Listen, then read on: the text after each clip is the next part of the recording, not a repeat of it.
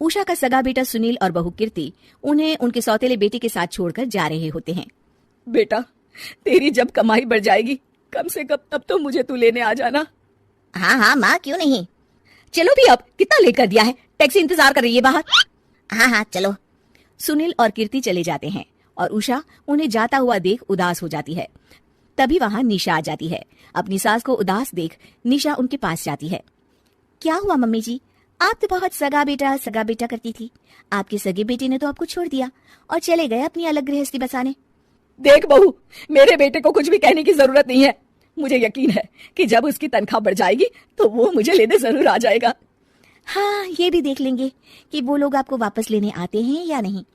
तब तक तो आप भी यही हो और मैं भी। उषा अपने बेटे के ना होने से बहुत ही उदास रहने लगती है। उन्होंने खाना खाना भी छोड़ दिया। सुनिए जी, मम्मी जी ने आज भी कुछ नहीं खाया। जब भी खाने के बारे में पूछती हूँ तो कह देती हैं भूख नहीं है और अपने कमरे में ही बैठी रहती हैं। ये सुनकर ऋषभ अपनी माँ के पास खाना लेकर जाता है। माँ, सुनील बेटा आ गया तू? ओह, तू है? माँ, मैं खाना लाया हूँ, खा लीजिए प्लीज। आप ऐसे भूखी रहेंगी तो बीमार पड़ जाएंगी। मुझे भूख नहीं है, ले जा तू खाना। ठीक है, फिर जब तक आप नहीं खाएंगी मैं भी नहीं जाने वाला यहाँ से। अरे तू क्यों जिद करता है? कहा ना मुझे भूख नहीं है। अरे मम्मी जी, आप खा भी लीजिए ना, ये कितने प्यार से आपको खिला रहे हैं, उसकी तो कदर कर लीजिए कम से कम। अरे तू क्यों बीच में हमेशा अपनी टांग अड़ाती है? ठीक है, लाओ दे दो। कम से कम खाने के बाद तुम दोनों तो इस कमरे से जाओगे। उषा खाना खा लेती है और ऋषभ और निशा ये देखकर खुश हो जाते हैं। चलो, कम से कम माँ ने खाना तो खा लिया। उषा एक दिन सुनील को फोन मिलाती है। हेलो बेटा सुनील, तू घर मिलने आ जाना बहू को लेकर। कितने दिन हो गए, बहुत मन कर रहा है मेरा। हाँ हाँ ठीक है माँ, ऑफिस में बहुत काम है, टाइम मिला तो आ जाऊंगा।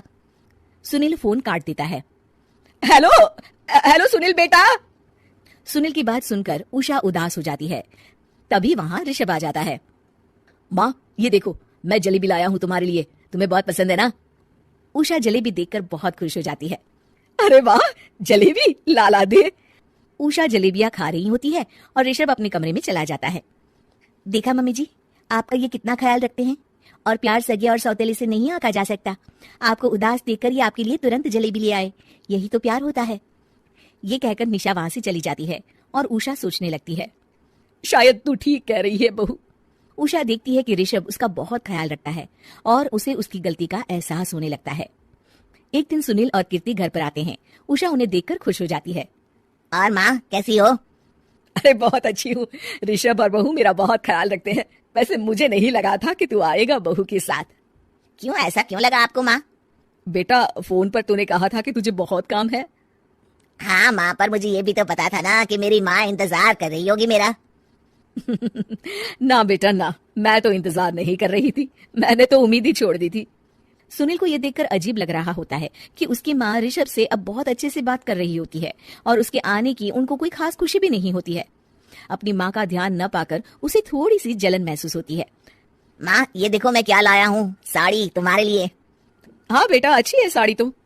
अच्छी है तो फिर आप आज इसे पहनो और फिर कहीं घूमने चले जाते हैं। बेटा, ऋषभ ने भी मुझे साड़ी दी थी, आज तो मैं वही पहनूंगी। तेरी दी हुई साड़ी फिर कभी पहन लूंगी। सुनील को अब बहुत ही ज्यादा जलन हो रही होती है। उसे समझ नहीं आता कि अपनी माँ का ध्यान फिर से कैसे वो अपनी तरफ खींचे। रात हो जाती है और उनके जाने का वक्त आ जाता है। माँ, चलो अपना सामान बांधो और हमारे साथ चलो। कीर्ति ये सुनकर चौंक जाती है। ये क्या कह रहे हैं आप? हम सासू माँ को लेने थोड़ी ना आए थे। अरे तुम चुप हो जाओ। माँ चलो जाओ, अपना सामान बांध लो। आप मेरे साथ आ रही हो, मैंने कह दिया तो कह दिया। अरे पर बेटा, तेरी तो तनख्वाह कम है, मैं तुझ पर बोझ नहीं बनना चाहती। अरे मुझ पर बोझ नहीं हो माँ, बस आप चलो ना, मैं लेकर ही जाऊंगा आपको। नहीं बेटा, अब मैं नहीं आना चाहती। मैं तो अब ऋषभ और बहू के साथ ही रहूंगी। ये सुनकर ऋषभ चौंक जाता है। ये क्या कह रही हो माँ? हाँ बेटा, मैं कहीं नहीं जाने वाली अब। माँ, अब सच में नहीं जा रही? नहीं बेटा, मैं तो तेरे पास ही रहूंगी अब, और जो प्यार मैं तुझे नहीं दे पाई वो सब दूंगी बेटा। ऋषभ और उसकी माँ गले मिलते हैं और निशा